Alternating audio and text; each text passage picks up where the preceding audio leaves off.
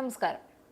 അമേരിക്കയിൽ വീണ്ടും കൂട്ട നാടുകടത്തലിനൊരുങ്ങി ട്രംപ് ഭരണത്തിന്റെ നിലവിളി ഏറ്റവും ആദ്യം ഉയർന്നു കേട്ടതും പിന്നീട് ഇന്ത്യക്കാർ പോലും അതിന്റെ ദുരിതം അനുഭവിച്ചതും നാടുകടത്തലുമായി ബന്ധപ്പെട്ട വിഷയത്തിലായിരുന്നു.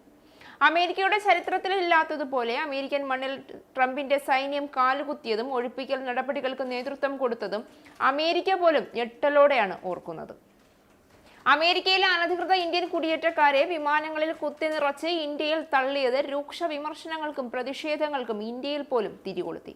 ട്രംപിന്റെ ഭ്രാന്തൻ നയങ്ങളിൽ അമേരിക്കയിലെ ജനങ്ങൾ മാത്രമല്ല ലോകരാഷ്ട്രങ്ങൾ മുഴുവൻ ദുരിതമനുഭവിക്കുകയാണ്.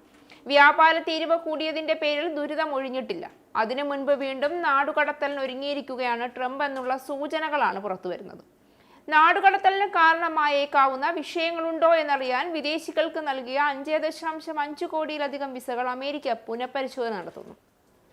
ട്രംപ് ഭരണകൂടം വ്യാഴാഴ്ചയാണ് ഇക്കാര്യം അറിയിച്ചത്.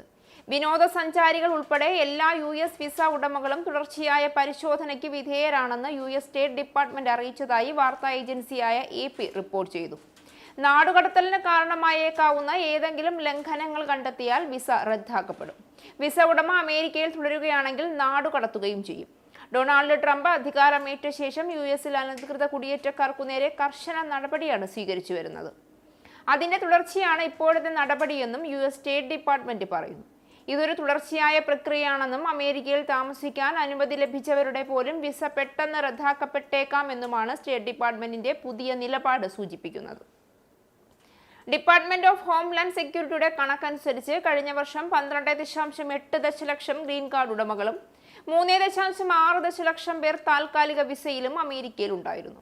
വിസയിൽ അനുവദിച്ച സമയപരിധി കഴിഞ്ഞും തങ്ങുന്നത് ക്രിമിനൽ പ്രവർത്തനം, പൊതുസുരക്ഷാ ഭീഷണി, ഏതെങ്കിലും തരത്തിലുള്ള തീവ്രവാദ പ്രവർത്തനങ്ങളിൽ ഏർപ്പെടുകയോ തീവ്രവാദ സംഘടനയ്ക്ക് പിന്തുണ നൽകുകയോ ചെയ്യുക എന്നിവയുൾപ്പെടെയുള്ള കാര്യങ്ങളാണ് പ്രധാനമായും പരിശോധിച്ചു വരുന്നതെന്ന് സ്റ്റേറ്റ് ഡിപ്പാർട്ട്മെന്റ് പറഞ്ഞു.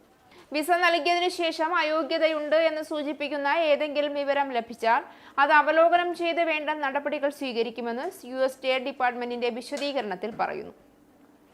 ഇന്ത്യയോട് കടുത്ത ശത്രുത ട്രംപ് വെച്ച് പുലർത്തുന്ന സാഹചര്യത്തിൽ ഈ അനധികൃത കുടിയേറ്റക്കാരുടെ കൂട്ടത്തിൽ ഇനി ഇന്ത്യക്കാർ ഉൾപ്പെട്ടിട്ടുണ്ടെങ്കിൽ എന്ത് നടപടിയാകും സ്വീകരിക്കുക എന്നത് വലിയ പ്രതിസന്ധിയാണ് സൃഷ്ടിക്കാൻ പോകുന്നതെന്ന് പറയേണ്ടി വരും. അത് മറ്റു രാജ്യങ്ങളെക്കാൾ കടുത്ത ശിക്ഷാ നടപടികളുമായി ട്രംപ് മുന്നിട്ടിറങ്ങുമോ എന്ന കാര്യവും കണ്ടറിയണം. താരിഫിന്റെ കാര്യത്തിൽ മറ്റു രാജ്യങ്ങളെ അപേക്ഷിച്ച് ഉയർന്ന താരിഫ് ഭീഷണി ഇന്ത്യ ഇപ്പോഴും നേരിടുന്നുണ്ട്. റഷ്യയ്ക്ക് ധൈര്യം ഇന്ത്യ മാത്രമാണെന്നുള്ള തോന്നലും ട്രംപിൽ ശക്തമാണ്. ഈ സാഹചര്യത്തിൽ ഇന്ത്യൻ കുടിയേറ്റക്കാരെ വെച്ച് വിലപേശാനുള്ള ദൂരവ്യാപക സാധ്യതകളും തള്ളിക്കളയാൻ കഴിയില്ല എന്ന് വേണം പറയാൻ. ഇസ്രായേലിന്റെ 5 സൈനിക താവളങ്ങളിൽ കനത്ത നാശനഷ്ടം. മോദി വെളിപ്പെടുത്തുന്ന ഇന്ത്യയുടെ വികസനത്തിന്റെ മയക്കുമരുന്ന് വിൽപ്പനയ്ക്കെതിരെ ശക്തമായ നടപടിയെടുത്ത് ഷാർജ പോലീസ്. അമേരിക്കയിലെ സാധാരണ മനുഷ്യരോട് കൂടിയാണ് കോൺഗ്രസിനുള്ളിൽ പങ്കുവയ്ക്കാൻ ഓപ്പറേഷൻ സിന്ദൂറിൽ ഉപയോഗിച്ച